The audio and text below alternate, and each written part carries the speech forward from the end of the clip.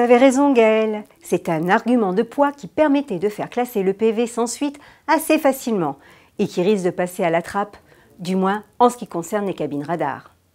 Dommage d'ailleurs que cette info d'avril 2014 soit passée aussi inaperçue. La fonction identification de la voie, autrement dit IDV, doit être à terme homologuée sur toutes les cabines grises.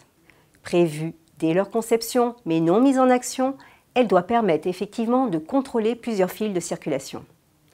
Hélas, difficile aujourd'hui de savoir où en est le déploiement qui devrait cependant être rapide et si cette fonction sera bien homologuée d'ici fin 2014 sur 2199 appareils.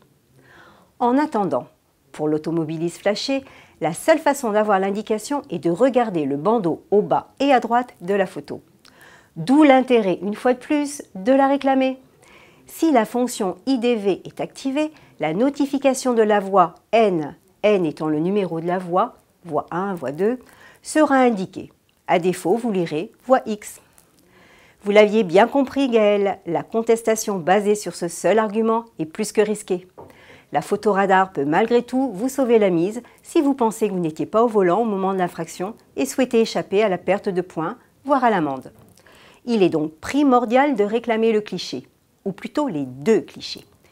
Ils vous permettront d'identifier le véhicule et de vous assurer qu'il s'agit bien du vôtre et non d'une usurpation de plaque, comme cela arrive de plus en plus souvent. À considérer bien sûr que le voyou n'est pas un véhicule identique au vôtre, mais aussi peut-être d'identifier le conducteur et ainsi de vous disculper. Bon week-end et à la semaine prochaine.